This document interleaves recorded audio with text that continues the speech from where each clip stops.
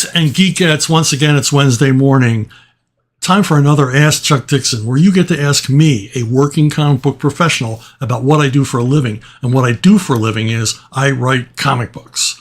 Before we get to the questions, let me just remind you that First Kill, a Rambo graphic novel from Splatto Comics, written by me and fledgling comic book writer Sylvester Stallone, is still in demand. It's still available. The link will be below in comments. This is a graphic novel from Splatto Comics with awesome artwork. It's a true balls-to-the-wall Vietnam War adventure depicting John Rambo's first tour in Indochina. And if you're a war comic fan or a Sylvester Stallone fan or a Rambo fan or all three, you need to check it out. And it's still available in demand. Okay, Paulo Panganaban. Oh man, I should practice these beforehand. I'd probably still get them wrong. My apologies in advance. In a previous video, you mentioned how you didn't like or refused to use sentimentality in a story due to it being manipulative. What are some examples you can give that demonstrate just how bad it is? Asking because I've noticed something that sounds similar to this in certain modern anime, where an average okay show is somehow praised to high heaven as a masterpiece, all because of one emotion-inducing scene or episode.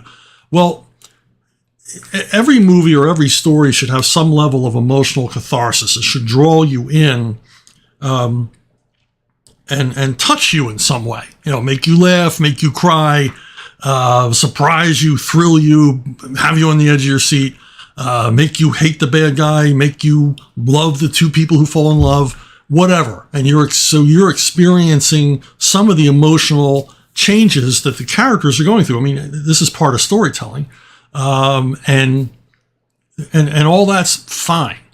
The problem is when you introduce sentiment for absolutely no reason. If you're old enough to recall, and maybe they still do this on network television. I haven't watched network television in 20 years, but they would have a situation comedy and it was all gags and jokes and ho, ho, ho.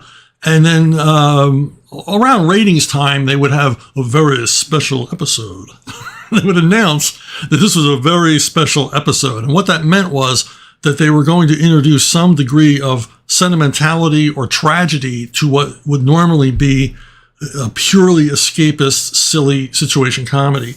And they could do this because once the series had been around for a season or two, you were fully invested in the characters. You know, if you were still watching these shows, it meant that you liked these characters. You liked visiting with them each week. And you, in addition to liking them, you began to care about them. And so suddenly, in what was normally a hokey-jokey show, you know, someone dies or gets sick, or there's an accident, or someone's going to leave, you know, to go to college or whatever. And all of a sudden, all of this investment you have in the characters is now being misused by the creators. Instead of making you laugh, they're going to make you get you upset, scare you, make you cry, and make you get sentimental about the characters that, you know, you've come to enjoy. And this is the purest example of manipulation I can think of, is getting your reader, viewer, whatever, invested in the characters and then misusing that investment to, you know, torture them emotionally. The king of this is Steven Spielberg. Steven Spielberg and John Williams together, they work in tandem to bring schmaltz to almost every project they work on. I mean, they you know, idiotic movies like E.T. will be tear-inducing because they're working the camera, they're working all of this stuff, and the music. The music plays a big part in this. Manipulate you, you know, major chords, minor chords, they really do work on your emotions, whether you realize it or not. It's highly subliminal what they're doing to you. And so Spielberg is guilty of this more than just about anybody.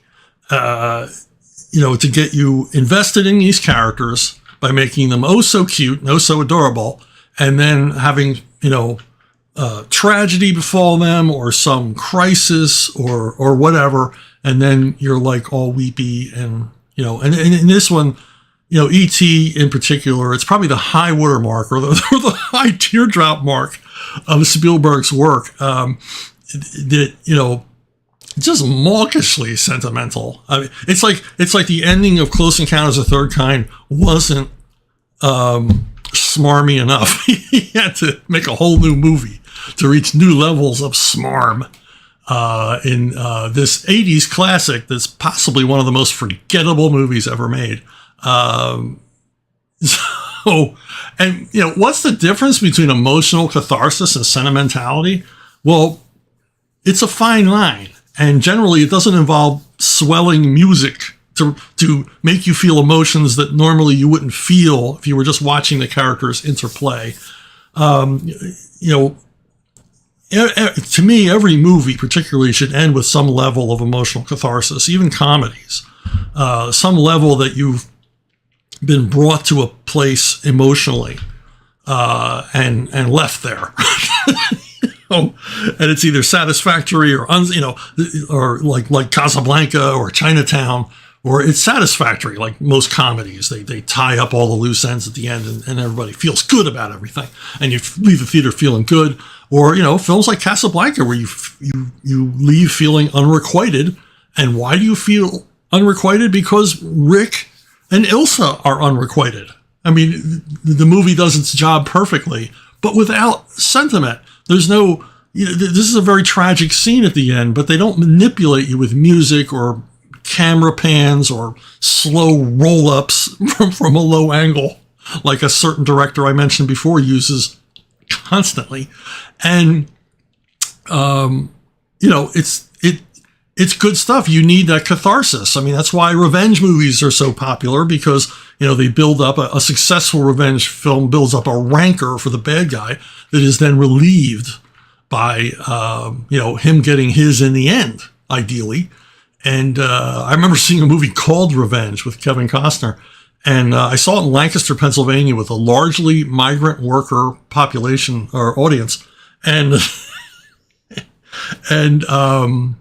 my wife and I were one of the few, English speakers in the audience. And this film was set in Mexico, and it was this, revenge story in which at the end there is no revenge. And the audience was so angry they were standing up and shouting at the screen because the bad guy didn't get it in the end. For some reason, they made a movie called Revenge that was free of revenge in its third act. And so I guess there was a level of emotional catharsis in there. The emotion was frustration. This audience was pissed, and I didn't blame them. I mean, my wife still gets livid if I ever mention this movie to her, because, everybody was frustrated that they built up Anthony Quinn as like a total scumbag. This is a total abuser, just a horrible, horrible person. And then he just gets off scot-free. But emotional catharsis can be anything. It can be the best emotional catharsis at the end of a film is a scene which casts you back through the rest of the movie, so that you realize, hey, I didn't quite understand what I was seeing before. Movies like The Sixth Sense or The Usual Suspects, or one of my favorites, Citizen Kane is a classic emotional catharsis ending where the catharsis is your memory suddenly, you suddenly remember the whole film, and now you're replaying the film in your mind from a new perspective because you've been given information you didn't have before. The Conversation is one of my favorites that has this scene where it puts into doubt everything you've seen up to that point of that scene, and it makes you go backwards. Empire Strikes Back, the Luke, I am your father scene, does the same thing. These are brilliant uses of emotional catharsis, rather than just pure mawkish sentiment for the sake of sentiment, just pulling stuff out of nowhere to make you sad or drippy or whatever, clutching your pearls. And but sometimes the cheap, tawdry ending is the way Hollywood wants to go because they love that stuff. And I guess audiences love it too, because a lot of these films I showed you that have, teary, drippy, sentimental endings were huge hits, and many of them considered classics to this day. But I prefer emotional catharsis without sentiment over, sitting, through a too hanky movie. Okay, Dwayne Thomas, do you like audiobooks? A female friend of mine loves them, in large part because she's so busy, and only time she's not engaged in doing something else is when she's driving alone. Listening to an audiobook fills up and occupies what would otherwise be a boring drive, and allows her to experience books for which she otherwise wouldn't have the time. I, on the other hand, have never warmed up to audiobooks. I need to read the words. I used to, when we lived in a really rural part of Pennsylvania, it was a long drive to the market, the supermarket. So, every couple of weeks, I'd have to take this long drive, sometimes with the kids. And audiobooks helped. And they helped me because they distracted me from the long, boring drive. And I think they helped the kids because they built their vocabulary. Because I was generally, I was on a P.G. Wodehouse jag, and I was listening to a lot of P.G. Wodehouse because quite aptly, P.G. Wodehouse is very PG, so the kids can listen to it. They're not going to hear any, cussing or any nastiness. So I kind of got in the habit of listening to audiobooks, and this is back when they were on tape. You could rent them. You could rent them from, audio tape houses. And I got in the habit, and I guess it's maybe a bad habit because I still listen to audiobooks when I go to sleep at night. Well, I fall asleep to an audiobook. It's probably a terrible, terrible habit. Probably trains me that whenever I hear an audiobook, I'm going to doze off. Much like reading a book at bedtime will train you to fall asleep while reading. But generally, if I'm listening to an audiobook while sleeping, I can't listen to a book I've never read. So I have the benefit of I've read all of the books that I have in my audiobook files. And particular favorites are George MacDonald Fraser, Richard Stark, a good Sven Hassel, Nazis killing Soviets kind of book. And of course, again, P.G. Wodehouse. So, and the reason I listen to it only if I knew the story is because when you listen to an audiobook as a bedtime activity, and it's a new book, you're going to lose the story. You're going to lose the story entirely, unless it's a Western. So I listen to books that I already know and love. And even if I get lost or forget or don't realize where I left off because I fell asleep, I already know the story. I can even skip ahead to my favorite parts. And for the most part, somebody mentioned this. So I read an article recently, within the last couple of years, that said, if you don't have a lot of time to read on your hands, read a good book. Even if you're not going to finish it, because at least you're exposed to some good writing. Or just pick up an old favorite and reread it, and then start anywhere and reread it. And that, for me, is what these audiobooks accomplish. I get to hear the language. I get to hear the writing. And I enjoy it, even if I don't listen to the whole book at one time or even finish listening to the book. It's like revisiting an old friend to me. I don't listen to them much in the car because I live in Central Florida, which has turned into Long Island since I moved here. So nothing is far away. Nothing is far enough away for me to get engaged in an audiobook while I'm driving there. But if I make a run down to Sarasota or someplace like that, I might put on an audiobook. So there you go. That's all you need to know about me and audiobooks. Too much information. Ophi, or Ofe. What comic book do you think you have been asked to sign the most? Well, Robin, the first Robin miniseries, I signed a ton of these, both at store appearances and for Home Shopping Network.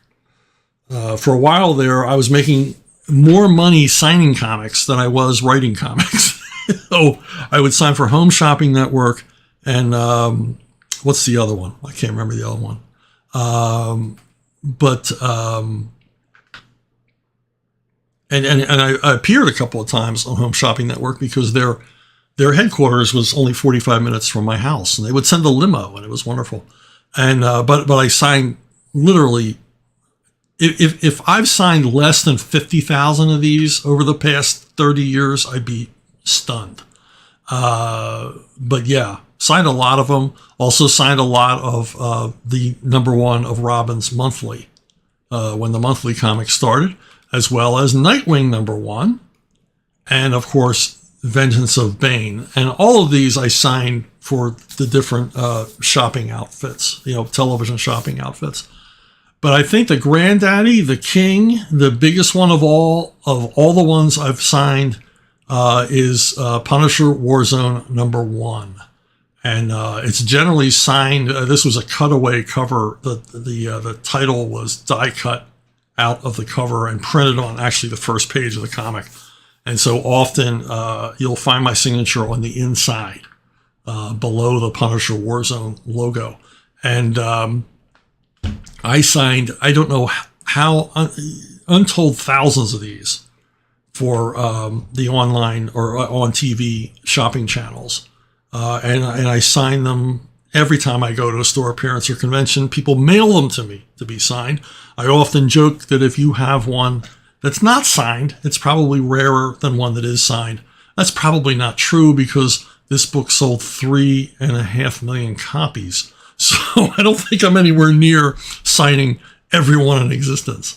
But there's a hint for you. Don't overpay for this as a back issue because there's literally millions of them out there. This is not by any means a rare comic. So yeah, that was an interesting question. Very, very geeky, but I like very, very geeky because I am very, very geeky. Joshua Ignatowski. During your time as a writer for Batman, how were you able to write new story arcs for such an iconic character who'd been around for so many years without falling into either ditch of 1, causing the character to change too much from his iconic self, or 2, making the character experience so little that the story felt static?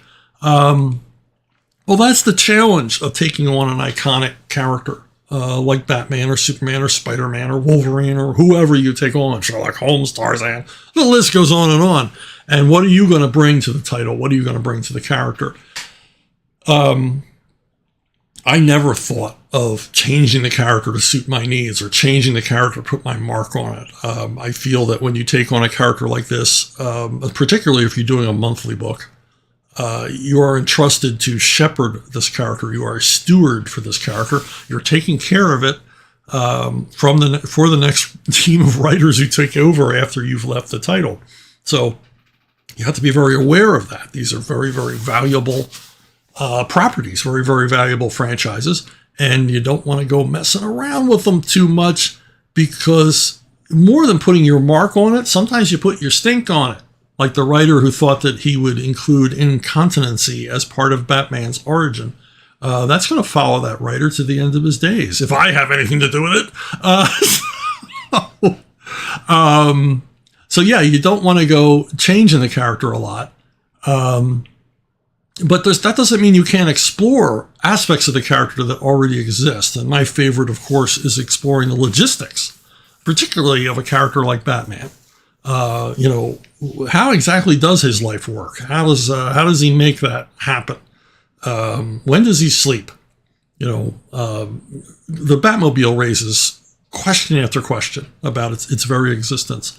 The rest of his gadgets and conveyances and what's Bruce Wayne's day-to-day life like? Things like these that can be explored as part of a larger story. These aspects brought forth to help make the character seem more real. That's what I like. And by doing that, you're not really changing anything. You're enhancing the character rather than changing it. You're answering the imponderable questions about the character, which is basically the Superman comics from like 1955, 1965. All they did was answer questions about Superman. How does he cut his hair? Where does Clark Kent get his glasses? They never did a story about that, unfortunately. But the most important thing and the hardest thing, the real heavy lifting, to me, is to not make the comics all about the character all the time, which a lot of writers tend to do, but to come up with really solid action stories and place the character in them. I think that's why The Punisher is so easy for me to write, because he's so easy to insert into almost any chaotic situation, which he goes on to make more chaotic. In the case of Batman, he lives in this kind of, crime-ridden fantasy town, like of Gotham City. So the challenge is to come up with challenges for him, wild crimes, heist stories and robbery stories and kidnapping stories, all variety, whodunits. And you come up with these stories, and then you come up with your basic plot structure, and then you stick Batman in it and set him in motion. How is he going to react to a new villain in town who, uses dishware as his theme, or whatever,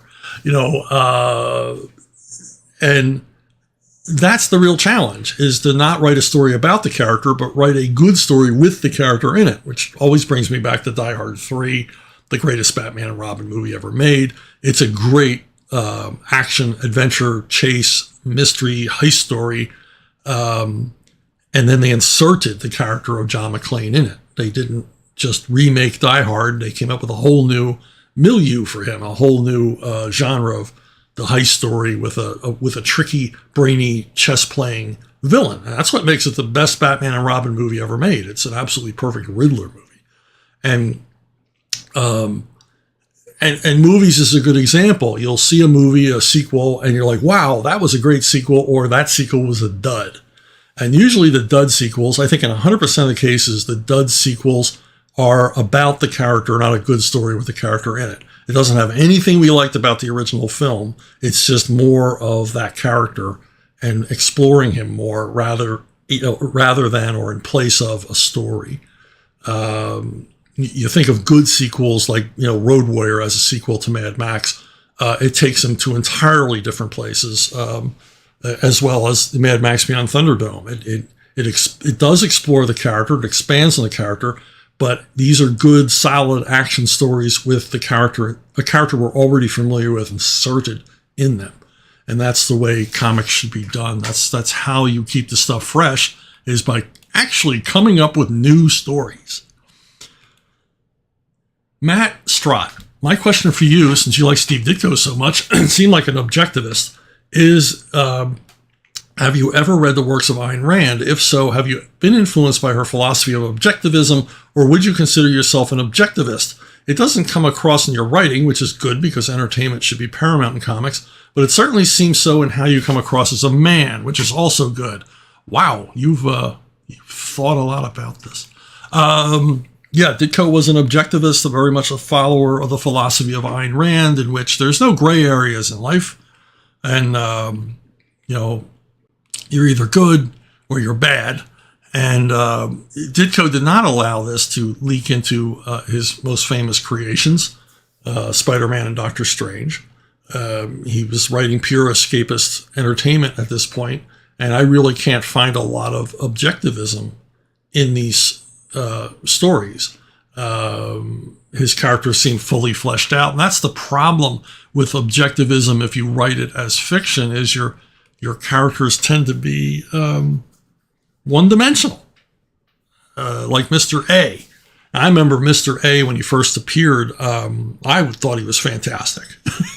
I just loved this character because he was unlike any comic book character I'd ever seen before, because he would just, in the very first story, he lets a character die because that character basically needs to suffer the consequences of the horrible things he's done. And Mr. A shows absolutely no mercy for him in finest Ayn Rand fashion. And of course, Ayn Rand was an author, and she wrote a number of best-selling books that captured the public imagination and put forth in no uncertain terms her philosophy of objectivism, where we are all responsible for all of our own actions, and we pay the price. There are consequences to everything. But I kind of believe that. I'll go on about that a little bit more. I'm not really an objectivist. I'm aware of these books more than I've read them. I haven't really read them. I have read about Ayn Rand. I appreciate a lot of the thoughts that she had. I thought she was a very open-minded thinker for an objectivist. She came to her opinions on her own. I mean, no one taught this to her. But what I think anybody who's a creator owes to Ayn Rand, whether they believe in her philosophy or not, is she was very much proponent of the freedom of creators, particularly in the book The Fountainhead, in which her lead character is an architect who will not compromise. He will not compromise on his vision. He will not bend his skills to the wills of others when he believes that he is right about something. And her characters tend to be right all the time, which makes them kind of Mary Sue's, much like Mr. A is the toughest Mary Sue that's ever been in a comic book. But, they're going to be right all the time. And I guess there's something cool about that. But you wouldn't want to read about these characters all the time. You wouldn't want every character to be an Ayn Rand character. But I do appreciate that she basically gave every creator, artist, writers, architects, anybody, the freedom to stand up for their own rights as an individual and as a creator. To defend your corner. Don't apologize for your work. Do what you think is best. Someone wrote recently, write like no one will read it. And you need that freedom as a creator, especially these days, where we live in an era that I don't even think Ayn Rand foresaw, where every word is examined for its negative impact on somebody out there, somebody who will be offended. And where our entire language is being turned upside down and edited and banned, or words you can't say anymore. I mean, they make actual lists of words you can't say, and it's things like barbecue. I mean, piggyback. What? Who are you offending? Swine? I don't get it. But anyway, yeah, I'm less an objectivist and more, I think, of a stoic. And I think I'm just a stoic by nature, not necessarily because I studied Epictetus, the granddaddy of Greek philosophers who came up with the idea of stoicism. And stoicism is that you basically approach life on your own terms, and you don't compromise. And I said to someone recently, I would rather like go into the woods and live in a cabin than compromise. I can walk away from it all. And I've done that in my life. I've just walked away from things that just weren't working. I took full responsibility for if I had messed them up. But when I was done with them, I was done with them and no longer wanted to participate. And, a lot of times in comics in particular, I was asked to participate in projects that I didn't like, and I just simply refused. And Epictetus, in fact, never considered it, as Epictetus said once in the most famous story about him, that he would not even consider compromising his principles. And I think you kind of need that, because you're going to look back over your life and say, man, I really caved in that moment, and I shouldn't. And what would my life be like now if I hadn't? So, yeah, it's probably what's gotten me in more trouble than anything else is, I'm speaking my mind, and let the chips fall where they may. I'm not out to hurt anybody, but, if I step all over your learned ideology, no apologies from me. Dan Battles. Afternoon, Mr. Dixon. I was wondering if you could talk about Archie Goodwin during one of your upcoming episodes, like this one. I just started reading volume 1 of the Creepy Archives from Dark Horse, and in the foreword, there's mention of how great a guy Archie was. What were your interactions with him like? Archie was famously the nicest guy in comics. There's a great story, and it's not an urban myth. It was told to me by people who were there. Both parties, actually. So Archie had Walt Simonson into the offices, and they were sitting in Archie's office talking because they were good friends, having created the revamped and rebooted Manhunter together. And some publicity flack at DC was giving a tour It was either a press tour or fans. I don't know who she was touring through the building. And she pokes her head into Archie's office because the door was open. And all these, looky-loos poked their heads in too. And she introduces Walt Simonson first.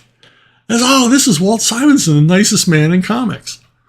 Well, Archie bolts out of his chair and starts screaming at them. I'm the nicest guy in comics. I'm the nicest guy in comics. That was typical Archie. Very dry sense of humor, very funny guy. But he was. I mean, Walt's a hell of a nice guy, but Archie is still to this day the king of nice. And proof of that was he was a guy that you could approach at a convention back when editors went to conventions, and you could easily talk to him. He was open to talk to anybody. If I could make Archie laugh, that made my day.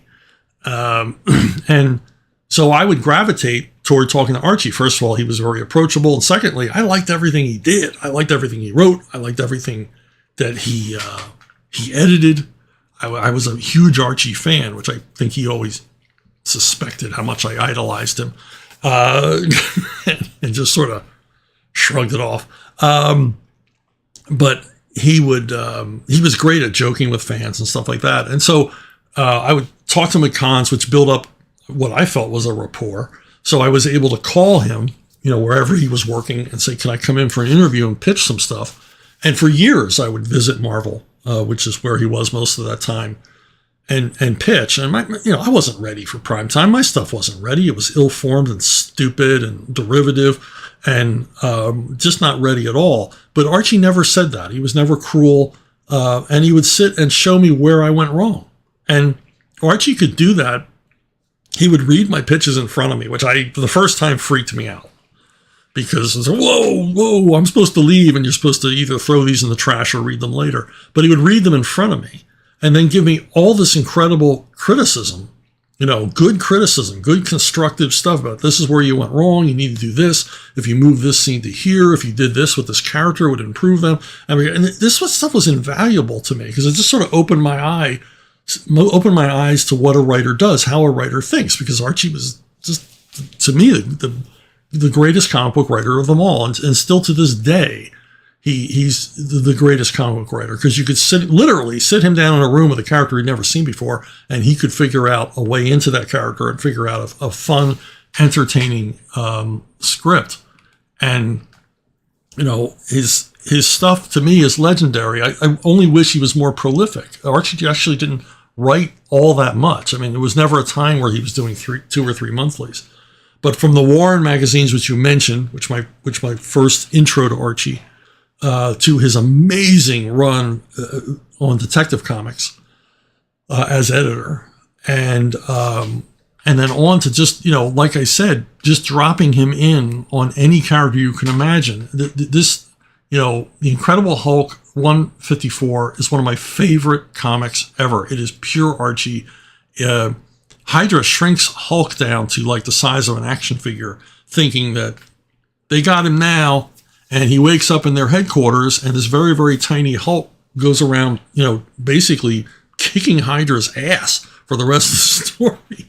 And it's so pure Archie. And Archie told me that he had very little time to write this script. Stan was always dropping him into the deep end of the pool on things like, we need an Iron Man script like right now. Like call Gene Colan and tell him this Iron Man script. But because, Archie had been to the wars and totally understood what a writer went through, and he was also, like most of us comic book writers, he at one time had wanted to be a comic book artist and was an accomplished cartoonist. He understood what artists went through as well. And so he was just a terrific guy to work with.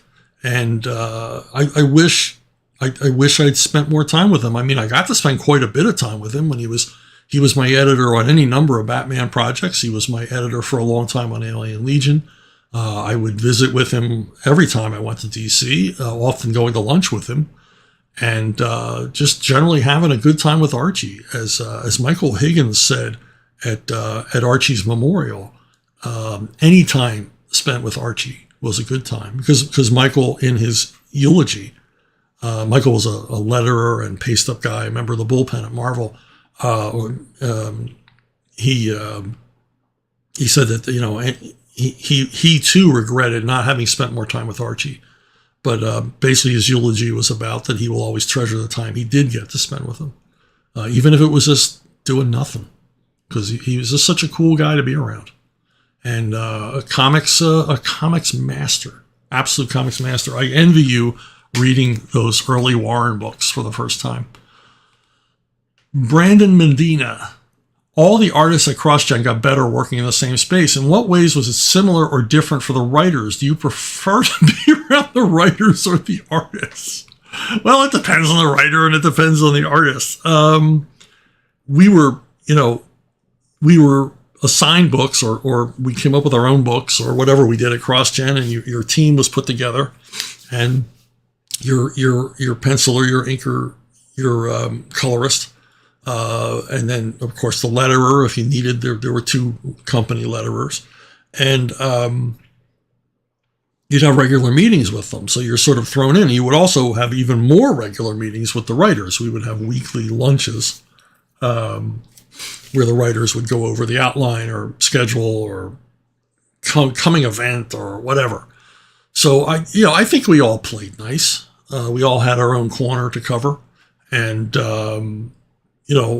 but writers are a cowardly and suspicious lot. If you get a bunch of writers together in a room, they'll talk about anything but writing. I remember once at a Chicago convention, a whole bunch of us went for dinner at Giordano's, big pizza place near the convention center. And it was like a huge entourage, maybe 20 people. And all the basically the pros sat at one table, and then there was like this kiddie table of people that we all knew who were like part of our entourage or part of our ensemble. And a lot of these guys went on to become comic pros themselves, but they weren't there yet at this point. And I remember after dinner, one of them said to me, "Wow, we all wanted to be sitting at that table to hear the fantastic stories you were telling about working in comics." And I said, "We talked about mortgage rates." Yes. Comic writers don't like talking to each other because they're aware that, this guy might steal one of my ideas. And as a writer, we all know that you can steal an idea without meaning to. You can hear a great idea and 2 weeks later completely forget where you heard it and think you thought of it yourself. And then, of course, there are writers who will simply steal from you. There are even writers who will simply ask, "Do you have any good ideas do you have any plots you can give me for my book?" And I'm talking about top talent. I've run into top writing talents who said, "If you ever come up with an idea for one of my books, please let me know." Because they were, getting to the point where they'd be bereft of new plot lines. So it's, the thing about working CrossGen is that every writer wrote differently. The guy I was most simpatico with was Tony Bedard. Tony had the office next to me, and Tony wrote in much the same way I did. He thought of the big scene, wrote the thing around it, was conscious of putting humor in. Tony and I write very similarly, and I would go by his office and see him, staring at his screen, either staring at his screen or typing away furiously. And I'm sure there were many times he walked by my office and saw me doing the same thing. And I never saw the other writers really doing that. So I'm not sure how they turned out their work. I know Ron Mars had an entirely different way of approaching his work than either Tony or I did. And Barbara Kiesel was the other in-house writer. And she always wrote with the door closed. So I don't know what was going on in there. I don't know, if she was climbing the walls or if it was just, flowing from her fingertips effortlessly. I have no idea. So, but Tony and I think were the most alike. And therefore we had an easier time talking to each other. I remember a long car ride with Ron Mars one time in which 2 of us barely said a word to each other. And it wasn't because we were mad at each other. It's just because it's 2 writers. It's like 2 hamsters in a cage that's too small. So writers are an odd bunch. Artists are easier to hang out with because, they're generally more affable. Writers get cranky. And, they were more interested in talking about, movies and TV shows and, or telling stories from their personal life. Jeff Johnson on Way of the Rat in particular had stories of his own life experiences. He was one of those rare guys where we would go, yeah, tell us about that again. He'd go, oh, you guys don't want to hear that story. Yeah. And there was like a dozen guys crowded around to hear the same story for like the 10th time. Because Jeff was such a good storyteller, and the stuff that happened to him was so amazing. It was like a bunch of kids at bedtime, tell us a story. So, that kind of stuff was fun, and you can't recreate that working remotely, that kind of camaraderie and sharing. I made a lot of good friends at CrossGen, and they continue to be friends and continue even to work with some of them. And it was a good time had by all. But yeah, it was a different experience having to hang with writers. But, generally it was good. I mean, I've had bad times hanging with writers, but this was good. And we saw each other a lot. I saw each other every day, going to lunch, going to social functions, and all the rest of it. Because of the way CrossGen was run with the Big Uber Story, we were always having meetings about the Big Uber Story, which I generally was silent throughout because I hated the Big Uber Story. But, I participated as much as I could. So, Gentle Savage asks, do you have any thoughts on the rise of AI art? Is it something you'd ever consider messing around with? And also, do you have any thoughts on the writer's strike happening in Hollywood right now? Well, strangely enough, I see these two questions as about the same thing. AI is the end of our culture as we know it. And people go, well, it'll be here in a few years. No, it's here now. And it's only going to get more here, if that makes any sense. As this thing, it doesn't learn, but as it assimilates more knowledge. It doesn't learn because it's a stupid machine. It's a stupid program. As it assimilates more knowledge, as its reach reaches further out and out, into whatever, to steal material from everywhere that's available to it, and everything is not available.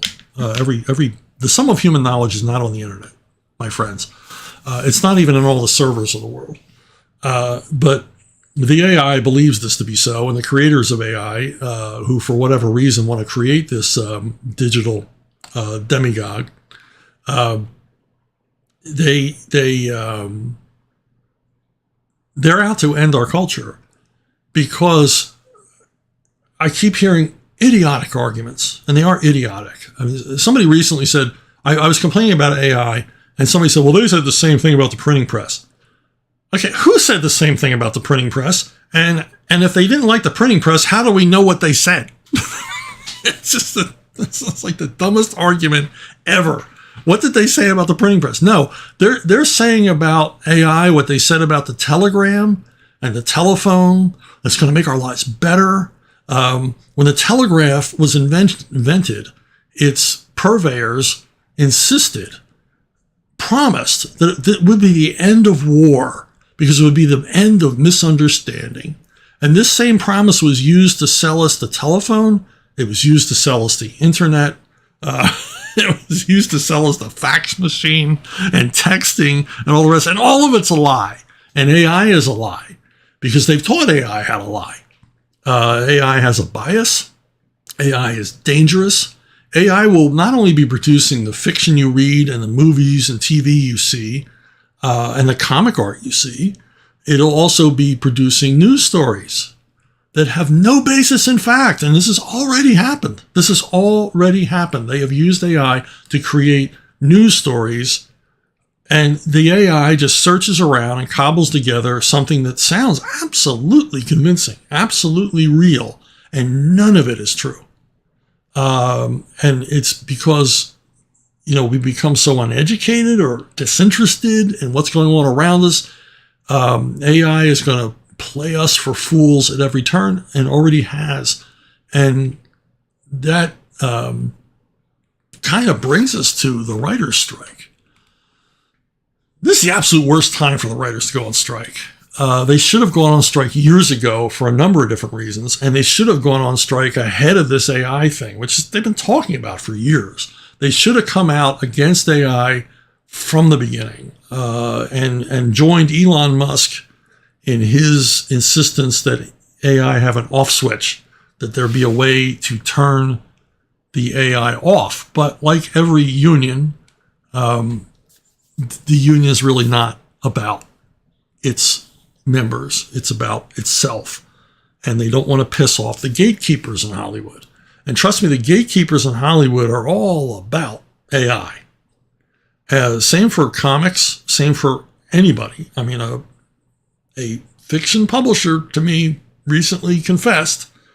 I don't even know if he confessed. Because confession implies a degree of shame. Confessed that they were looking into AI, basically to produce fiction, and possibly comic books. That horrifies me as a comic book writer, as a creator, and it scares me for all of the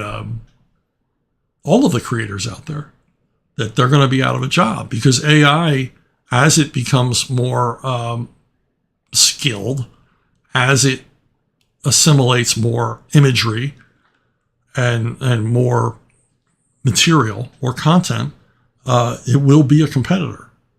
It will never be as good, but when did anybody ever care about that who's in the gatekeeping business? The other reason it's a terrible time to strike is because it's a terrible time in Hollywood. Most of the major studios are deep, deep, deep in debt. You don't slaughter the hog when it's thin. You slaughter the hog when it's fat. So you go on strike when all the money's there, and all the money was there when the streaming services exploded. When the streaming services were dying, starving for content, and everything was blowing up, and everybody wanted stuff. We want story. And the money was there. Subscription, people were subscribing to these things. They were going nuts. People were subscribing to 4 and 5 and 6 streaming services at one time. And then they woke up and thought, what am I doing? When's the last time I watched anything on Apple TV? So I'm canceling my subscription and wait till they have something good. And of course, Disney, doing everything it can to shoot itself in the head, has lost millions of subscribers, which means the money they laid out for content, which is second only to Netflix, is now in jeopardy because they produce material that millions of people decided they don't want to watch. And they're gone. And I think a lot of the Disney subscribers are gone for good. They're not waiting until Disney gets something they want to see. They're just disgusted with Disney and they're out of there, particularly parents with children who don't want their kids watching the material on Disney Plus, the open political propaganda that is so much a part of Disney Plus, and they don't want their kids watching it. And you know what happens when that happens is those kids grow up. They grow out of Disney Plus, and the parents never resubscribe because those kids are gone. And the thing is, you know how it is. You subscribe to one of these services, you have it, kind of forget about it, and then you come upon a day where you realize, man, I haven't looked at Netflix in the longest time. I haven't watched anything on Netflix, and there ain't nothing on there I want to see right now, so let me ditch Netflix. You're not getting my $16.95 a month anymore till you put on something I like. So yeah, it's an absolutely terrible time to be on strike. And I've had people say, well, they went on strike over the streaming revenues back in 2007. And I'm like, yeah, well, 2007, that's great. But in, I believe it was 2013, Netflix began making their own new material. And that was a huge change to the entertainment business, because now streaming wasn't just going to be old TV shows and old movies. It was going to be new stuff like destination TV, like must-see TV, without the confines of the FCC or even cable regulations. And so the streaming services could go wild. And I was there. I was there at the moment, at the time. It was one of those rare things where you're at a place and it turns out it's historic. I was at a broadcasting convention in Miami when it was announced that Netflix was going to start creating its own content, starting with House of Cards. And it was like Day of the Locust. Everybody's heads exploded. They didn't foresee this. No one foresaw this. The streaming services would make enough money to make their own content. And what a lot of them didn't realize, and I realized early on, and I got to meet the woman who was head of programming at the time. And this woman looked like a deer caught in the headlights. Everywhere she went, she was in a receiving line as if she was royalty. She was stopped and people were shaking her hands, asking her questions. And she just looked like, what did I take on? What is this all about? Because she wasn't an entertainment person. She wasn't a Hollywood person. She was just an exec at the company who was now going to be in charge of their new programming. And, what a lot of people didn't see was, well, we can all start creating content. Yes, but what's the difference between Netflix and, say, HBO or one of the networks? Netflix has the numbers, the real numbers, not ratings, but they actually have the actual moment-by-moment, second-by-second viewership of all of their subscribers to their streaming service. So they can put together algorithms, and these are accurate algorithms of who's popular and who is not.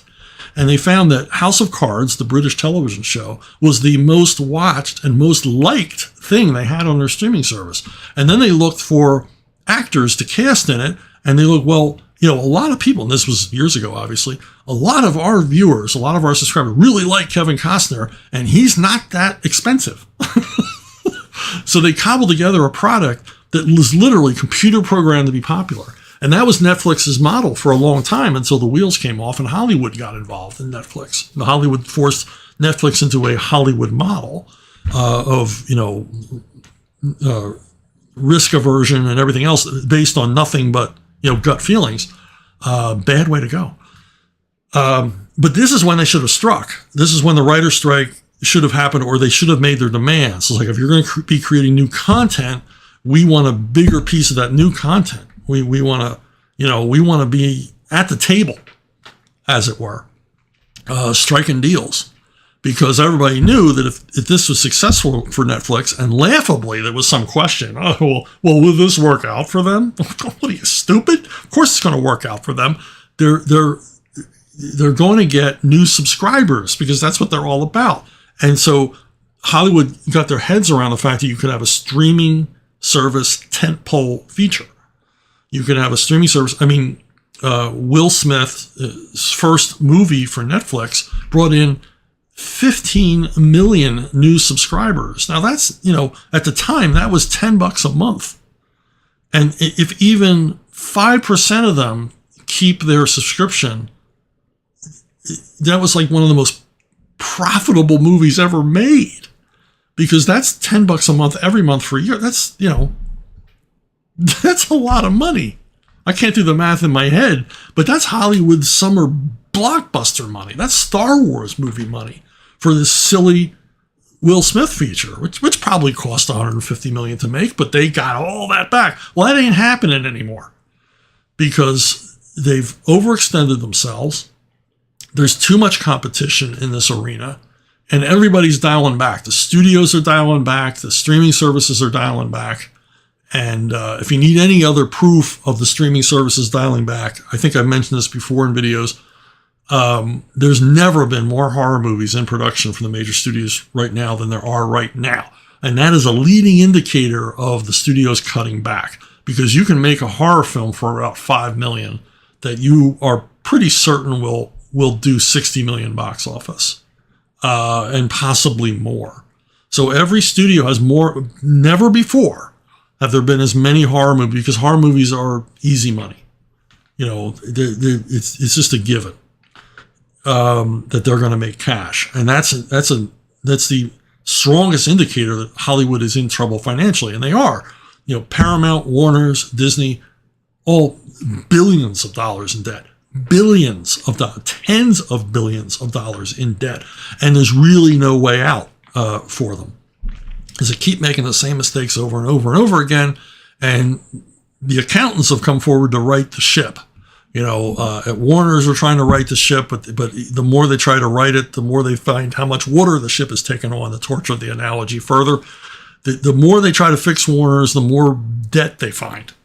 And then Paramount in serious trouble financially, despite, the hits they have. And then they seem to double down on stupid by, doing more and more woke projects, more and more projects people don't like, expanding and spinning off on things that nobody wants to see, hiring talent no one's interested in anymore. You can't run a multinational streaming service, TV studio and movie studio simply on everything Taylor Sheridan can think of. They should be building on that. They should be looking for another Taylor Sheridan, but they're not. Anyway, different subject. But AI plays into all of this. And AI is going to make everything that the writers are striking about irrelevant, because the studios, publishers, everywhere, trust me, you have read web content written by an AI. And the studios are already looking at hiring writers simply to rewrite what the AI has done. And when you think about it, the producers have been using AI for years, even though it's under a different name. They use these programs, these screenplay programs that will help you, quote, I'm doing air quotes, quote unquote, correct your script or suggest scenes or say, well, this screenplay needs this, or you need to cut that. No, a computer doesn't know what you need to cut. That's why we have stupid, unsurprising, unchallenging movies now. It's these totally forgettable CGI monstrosities that you walk out of the theater and there's nothing to talk about at dinner because the movie was so unremarkable. And yet you have this feeling that you enjoyed it while you were watching it, but it's a hollow feeling. And AI is only going to multiply that, because these producers have been using these programs, or insisting screenwriters use these programs, or using these programs to inform themselves about writing something they know nothing about, in order to create these, these forgettable, oatmeal movies. I mean, just, yeah, they're kind of filling, but then it's over, and I really don't want that again. So cold oatmeal. So yeah, AI, huge danger. Resist it at every step of the way. We must fight this as a culture. And writer strike, boy, you guys missed the boat. You missed your cue, and now it's too late. And now you've basically struck at a time where you're going to remind the producers and studios that they really don't need you all that much.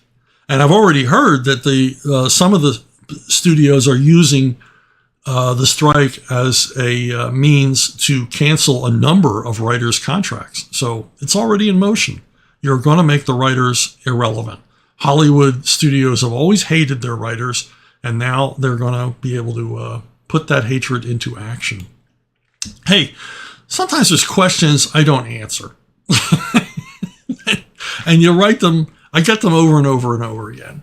And it'll be like, Chuck, what do you think of Joe Slobotnik's run on Captain Potato Salad? I was like, okay, well, I didn't like Joe Slobotnik's run on Captain Potato Salad, but I'm not about to share that with you. Hey, what do you think about that new series, Fabulous Man? I didn't watch it. And I don't intend to. I recently had someone give me a deadline that I had to see the new Guardians of the Galaxy movie so that I could talk about it. And it's very nice that you invited me on your podcast to talk about the new Guardians of the Galaxy movie, but I probably won't see it for months. I'll see it when it comes on Blu-ray, if at all. So I get that a lot. Now, I don't want to say, don't say, hey, Chuck, what do you think about this? Hey, Chuck, what do you think about that? Because a lot of times it'll be things that I liked or enjoyed or have something to tell you about. But I'm not going to, as I think often these questions do, they propose something they know I'll dislike. And then they'll have the fun of listening to me trash it on this channel.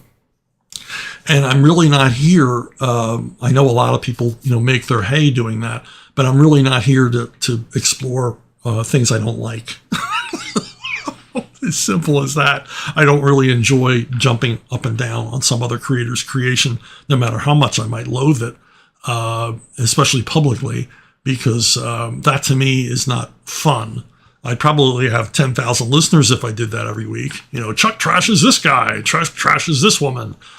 This comic goes, into the thresher with into the wood chipper with Chuck pushing it down.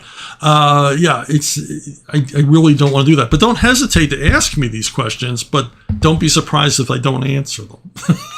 So if I don't answer your question, hey, Chuck, what do you think of this? It means I either don't know anything about it, have no opinion, or really didn't like it. So there you go. If you have any of those kind of questions or any other kind of questions or pictures of your doggies or kitties or whatever, send it to brunobookstore@gmail.com, brunobookstore@gmail.com. It's the most reliable way to reach me. You can ask me questions below in the comment section here. You can go on Facebook, you can go on Twitter, and ask questions there, but I might miss them. But I never miss questions, even the ones I don't answer, on brunobookstore@gmail.com. And by the way, if I haven't answered your question, I have no animosity towards you. It's just I get a lot of emails, and I can't directly answer all of them. I try, but if I don't answer your question on this channel, no matter how many times you've asked it, I'm not ignoring you. It's just I don't have anything to say about that subject. To make that absolutely clear. What I do have to say is, before I say goodbye, Siege of the Black Citadel from Arkhaven Comics. It is available at Amazon. It is available at Arkhaven, Barnes & Noble. It is the first of a planned trilogy of Conan novels. I've already completed the second one. I am well past the halfway point on the third. And I appreciate you checking it out. If you buy it directly from Arkhaven, in addition to the paperback, you get a free ebook. How about that? There's a deal for you. So thanks for listening. Thanks for watching. And